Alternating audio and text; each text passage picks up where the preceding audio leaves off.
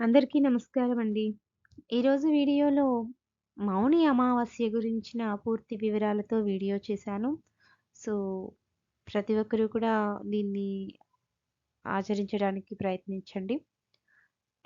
మౌని అమావాస్య అంటే సూర్యుడు ఉత్తరాయణంలోకి ప్రవేశించిన అనంతరం వచ్చే పుష్యమాసంలోని కృష్ణపక్ష అమావాస్యని అంటే తొలి అమావాస్యని చొల్లంగి అమావాస్య లేదా మౌని అమావాస్య అంటారు. ఆ పేరులోనే ఉందండి. మౌని అంటే మౌనం అని. కాబట్టి ఆ రోజు మౌనవ్రతం పాటించడం లేదా ఆ రోజంతా మౌనంగా ఉండడం, అది కూడా పాటించలేని వారు కనీసం పూజ చేసే సమయమంతా మౌనంగా ఉండడం అనేది చాలా ముఖ్యమైంది. మౌని అమావాస్య రోజున మన చంచలమైన మనస్సును శాంతపరచడానికి భక్తులందరూ కూడా దీన్ని ఆచరిస్తూ ఉంటారు. పూర్వీకులను ఈరోజు పూజ చేస్తూ వాళ్ళకు పూజిస్తూ ఉంటారనమాట. సో, మౌనం పాటించడానికి, మౌనంగా మారడానికి తేడా ఉంటుందండి. ఏదైనా సాధన చేస్తుంటే స్పష్టంగా దాని మీద ధ్యాస పెట్టి చేయాలి. జపాల గురించి ఆల్రెడీ ప్రీవియస్ వీడియోలో మనం చెప్పుకోవడం జరిగింది. పెదాలు కదిలిస్తూ చేసుకోవడం ఒకటి, బిగ్గరగా బయటకు వినబడేలాగా చేసుకోవడం ఒకటి. కొందరు మనసులోనే పెదాలు కదపకుండా, మాటలు మాట్లాడకుండా సైలెంట్‌గా చేసుకుంటారనమాట. ఈ చివరిది ఏదైతే చెప్పుకున్నామో ఆ విధానం అనేది చాలా గొప్ప ఫలితాన్ని ఇస్తుంది. కోరుకున్న కోరికలు నెరవేరుతాయి అంటారు. కాబట్టి ఆ చివరిదైన మౌని అమావాస్య అంటేనే మౌనం పాటించాలి కాబట్టి, ఆ విధంగా మౌనంగా ఉంటూ మనసులోనే భగవంతుడిని ధ్యానిస్తూ ఈ అమావాస్య రోజు ఉండాలండి. ఆ అమావాస్య గడియలు ఎప్పుడు స్టార్ట్ అవుతాయి అంటే, ఫిబ్రవరి 9వ తేదీన మార్నింగ్ 8కి స్టార్ట్ అయ్యి నెక్స్ట్ డేకి మార్నింగ్ 4:28కి ముగుస్తుందనమాట. అమావాస్య పూర్తిగా కూడా మౌనం పాటించే వాళ్ళు కొందరుంటారు. కాబట్టి ఏది ఏది అనుకూలం అనిపిస్తే ఆ పద్ధతుల్లో పాటించండి.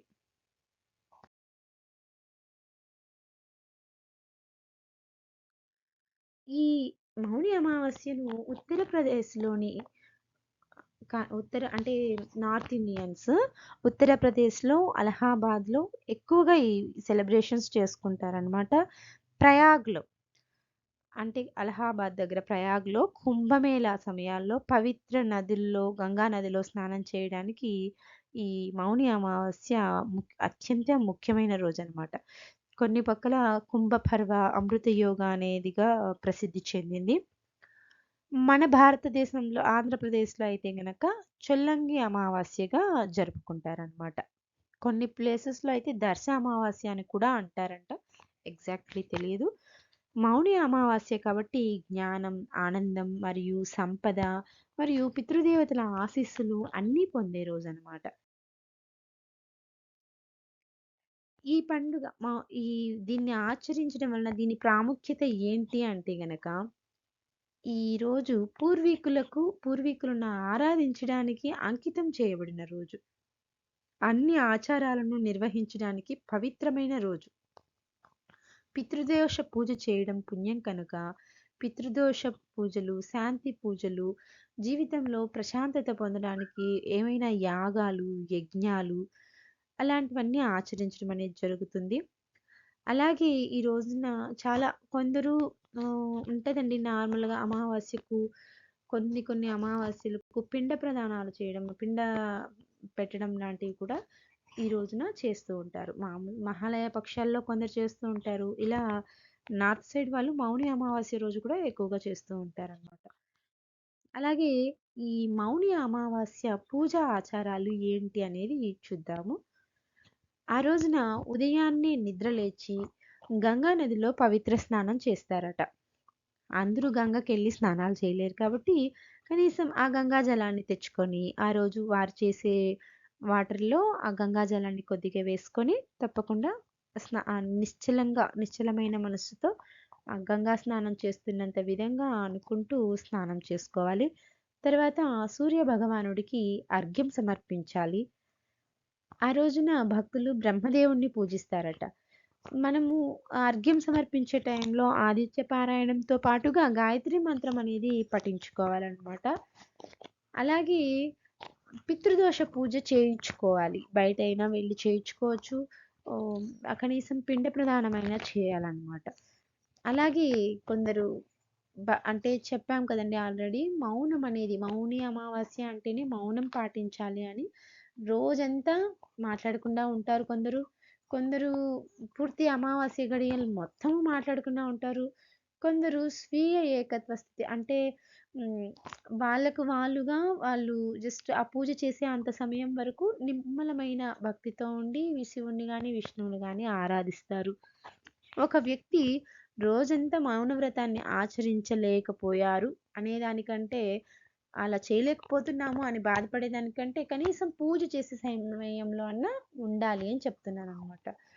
ప్రజలు తమ పితృలు లేదా పూర్వీకులకు క్షమాపణలు కోరుకునేందుకు ఆ రోజున, అలాగే వారి ఆశీర్వాదం పొందడానికి తర్పణలనేటివి సమర్పించడం జరుగుతుంది.